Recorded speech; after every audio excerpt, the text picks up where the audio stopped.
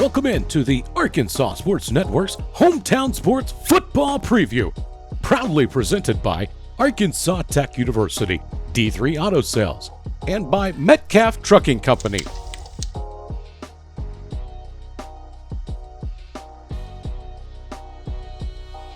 Today we sit down with Hoxie Mustangs head coach Tom Sears.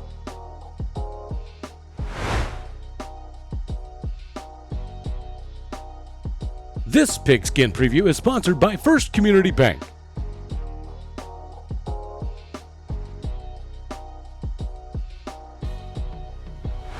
Welcome back to the Hometown Sports Arkansas Football Preview, brought to you by the Arkansas Sports Network. And man, another great coach, another great program here. We've got Hoxie's Tom Sears here to tell us a little bit about the Hoxie Mustangs and what their outlook is. It's always good though when we look forward, we look a little bit back. And Coach, tell us a little bit about your 2023 team.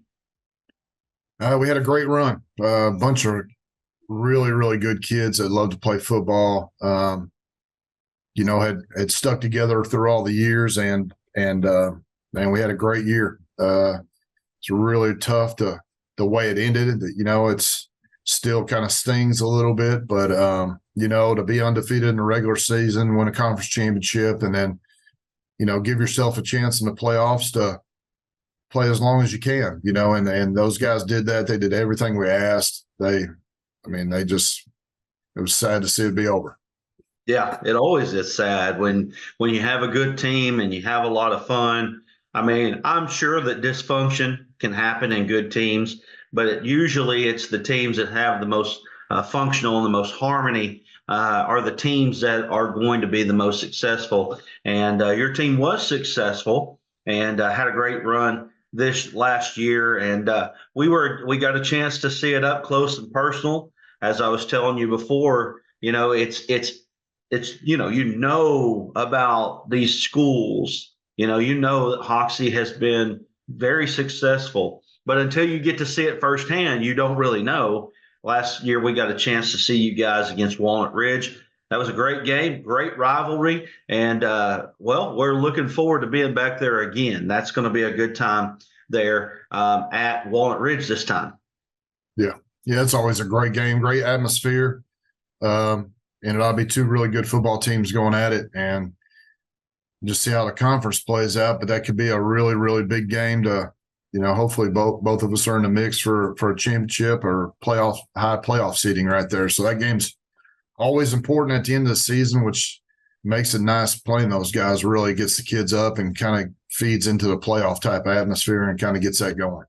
Yeah, and that's exactly what it was for conference championship last year. We were fortunate enough to be there. And we're looking forward to being there again. Let's look forward here as you are looking toward the 2024 season. I like to start off each interview just by talking about your assistant coaches, because those guys don't get a lot of run. They don't, everybody pays attention to the head coach. Not everybody pays attention to the assistants. Tell us a little bit about your assistants. Yeah, and I appreciate that. I've been very blessed with some great assistants. I'm proud to have them. And I guess we'll start. My offensive coordinator is my son Cole. Does an unbelievable job. Coaches quarterbacks and calls the show. So he's been doing that for 3 or 4 years now. So proud to have him with me. My defensive coordinator is Austin Williams. Cole and Austin both played together at UAM, and then once they got out, I was able to. Austin played for me also, so I was able to snag both of them and get them back here, which is great because they know how I'd like to do things, and they were able to implement what I taught them at that time. So, and to bring some new stuff with them. He does a fantastic job though, and coaches our linebackers. Jeremy Palmer's been with me, probably pushing 15 years now. Does our offensive line. And fantastic job. And then Trevor Shaver coaches our receivers and does our defense in junior high. And then Robbie Colum is our defensive line coach. And so I got six of us working together, and proud to have every one of them. And you have to have good coaches around you to have the success that you guys have had. It just can't be just on you. It's got to be a team effort. Oh, it's no doubt about that. It's way, way more than me. Those guys do a great job of getting our kids early. We try to get them as young as we can and getting them wanting to be future Mustangs and bringing them along. And then hopefully when we get them senior high, they've got that love and desire and then try to compete for championships. Coach, your offense is spread option. Tell us a little bit about what it takes to put that spread option together. Well, it all starts with a quarterback. We love to have a guy that's a dual threat, and then also intelligent. That can make the reads and orchestrate kind of what we want done. And Cole puts a lot on those guys. Feel like we run similar to a college type offense, and our quarterbacks have been pretty good. So, and that's attributed to him and the time and effort that him and those guys put into studying film and mechanics and all that stuff, because it definitely starts with our signal caller here at Hoxie. You list your defense as a 5-2. You're the first one that I've seen that lists that as a 5-2. Tell us a little bit about that 5-2 defense. Well, it's kind of just old school 52, and we feel like you got to stop the run, and we're going to put enough guys in the box to stop the run, and then we got different little mixes and matches off of that to when people start throwing the ball around. But at our level, most of the time, the majority of teams is going to be run, and then you get in the playoffs, the majority of the time, most of those really good teams are run-oriented teams. So we try to hang our hat on. We've got to stop the run, and then go from there. You list the strength of your team is up front, your offensive and defensive lines. That's a great place to start when you talk about building a successful program and team. Absolutely. Proud to have all those guys back this year. We went into last year and we had one returning guy, if I'm right. May have been all gone, but it was a complete rebuild up front, and we were nervous as could be going through spring and didn't know what we had. Had to play a couple guys that never played offensive line before. More of that been type of fullback, tight end type guys. And man, Coach Palmer did a absolute fantastic with those guys, got them believing and worked their tails off, and we got them all back. So we are excited as can be about that, and got a good staple of young guys that are moving up from our junior high to give us some depth there where we didn't have any depth on the offensive line last year. So really excited about that crew on the offensive and defensive lines.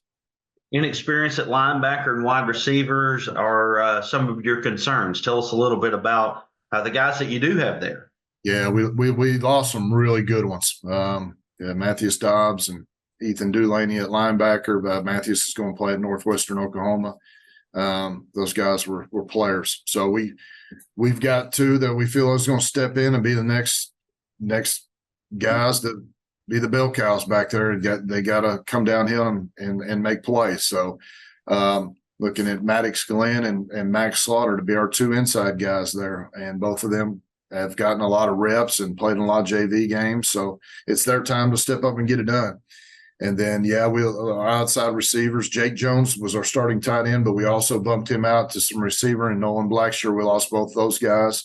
Evan Householder will be a senior. He's put in his time. It's time for him to move into that role as one of our outside receivers, and also he'll play defensive back. And then two twins have been doing a fantastic job.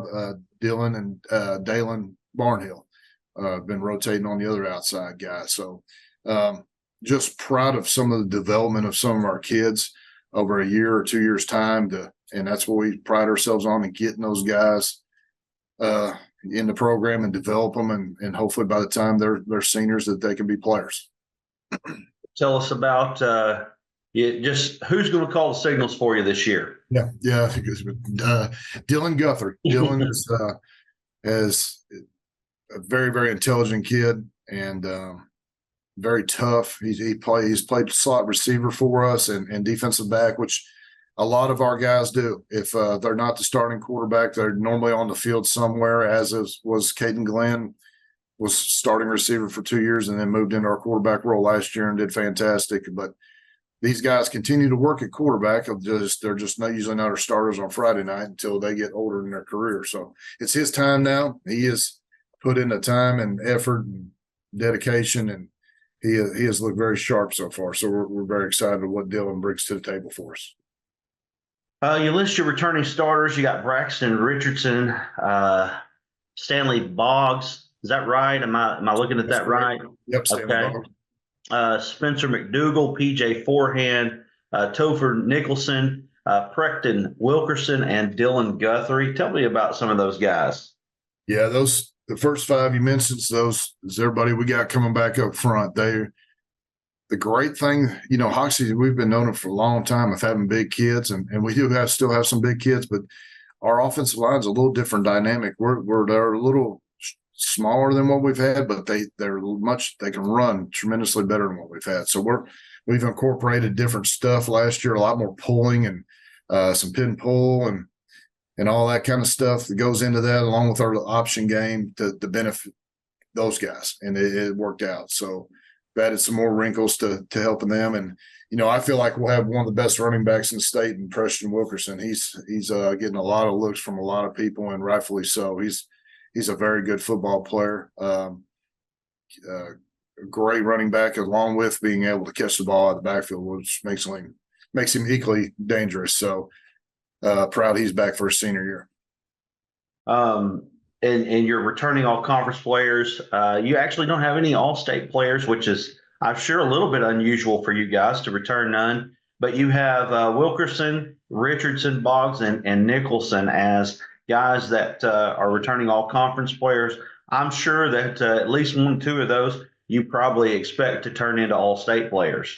I feel like they definitely have that capability. We were blessed last year. We had 4 first-team all-state guys that graduated. So in a very good conference. So there's not much room. You get 8, and we had 4 of them. So I'm proud of that. But yeah, hopefully a couple of those big guys play the way they're capable of and the way they have, and they'll have that opportunity to be a first-team all-state guy also.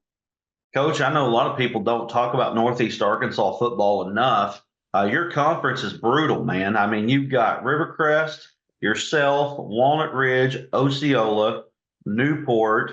Those are just some of the names there. Those are big-time names. Rivercrest brings a lot of their team back, and they played for the 4A state championship last year. That's exactly right, man. It'll be tough. I've told everybody I talked to that's asked about it. The 5 teams that make it out of ours, those 5 teams will definitely have a chance to win a first-round playoff game. Those are 5 traditionally strong schools, along with now some of them. Manila's got a lot of returning guys. They've got a chance to be right there in the mix of everything. It's every Friday night is going to be tough, and those are football communities and teams and towns that really take pride in their football teams, and it's whoever wins the championship is going to earn that thing, and I hope we're in the mix right there. Our kids expect to be, we expect to be, but it is going to be tough, and it's going to be exciting, but it's going to be tough. And that goes right along with what you told us here. And I'm going to read this right along with what you gave us. Excited where we are right now, looking forward to spring ball and June pad camps to see how we have progressed. We return all 5 offensive line starters. First time in my 25 years at Hoxie, this has happened, and we are very excited how those guys have developed in all areas. We return running back Preston Wilkerson, and I believe will be one of the best in the state. You've already said that. Filling holes from a very successful senior class will be challenging, but we are stepping it up. The 3A3 will be one of the toughest 3A conferences in the state. It will be a dogfight every night. I think that's pretty much sums up exactly what we've said already. Yeah, absolutely. I would say those exact same things right now. Whenever I wrote that, I feel the exact same way. I'm very excited about our kids and our development, and the attitude and the mindset that they've had this whole offseason and carried it here in the spring ball. And I do still think that our conference is going to be very, very tough. So it'd be, like I say, it'll be a lot of fun, and it's a challenge for the coaches and the kids because there's no Friday nights off for sure. Well, let's talk a little bit about your schedule here. Non-conference, you've got week 0, Melbourne. Melbourne's a traditional playoff team.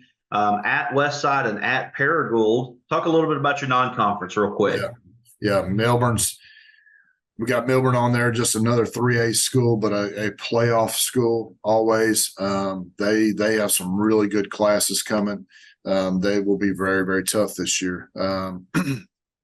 Kevin McCorn, that used to be the coach there, that left to go to Mountain View to be the assistant principal. He is back now to be an offensive coordinator. So that makes them even better. He is very sharp and does a great job. So I know Melbourne, Coach McWilliams is probably excited to have him back and doing that. So they will be a handful. And then Westside is, 10 miles down the road. We've played them forever. That's always a tough physical game, no matter who's. It's almost similar to the Warren Ridge game. No matter if one team's a lot better than the other or whatever, it's going to be a tough, hard-fought game.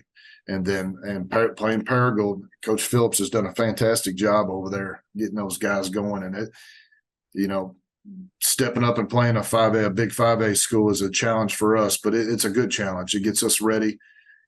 However it turns out, it gets us ready to go and play that Osceola, that first conference game, and that's what we need at that point.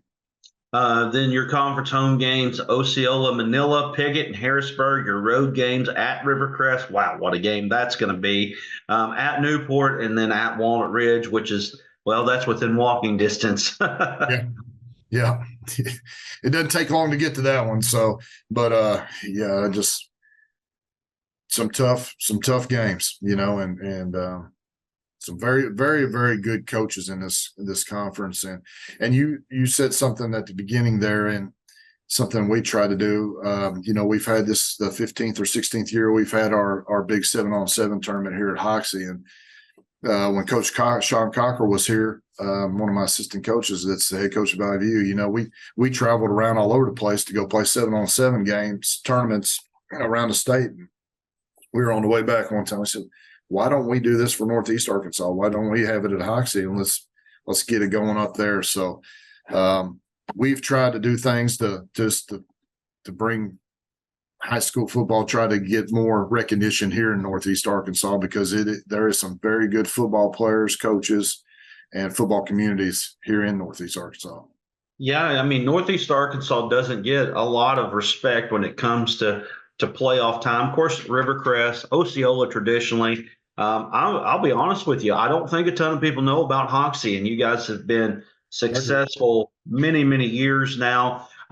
There's just a plethora of teams there that, there's a lot of good football up there. Definitely improving football for sure. And I think that you guys are a part of the catalyst of doing that. Well, I appreciate that. A lot of hard work.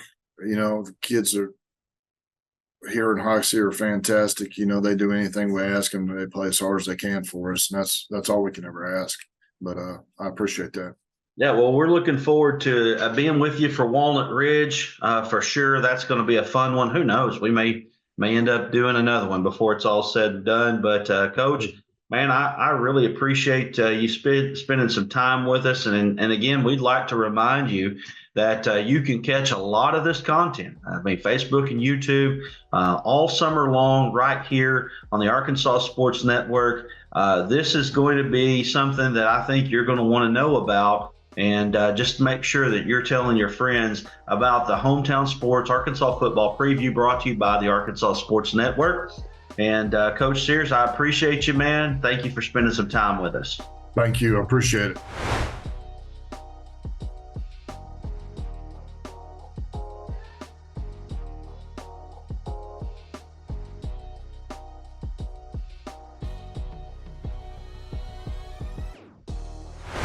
Thanks again for joining us on the Arkansas Sports Network's Hometown Sports Football Preview. Don't forget to like and subscribe to the Arkansas Sports Network on YouTube to catch more previews and all the latest updates on your favorite teams.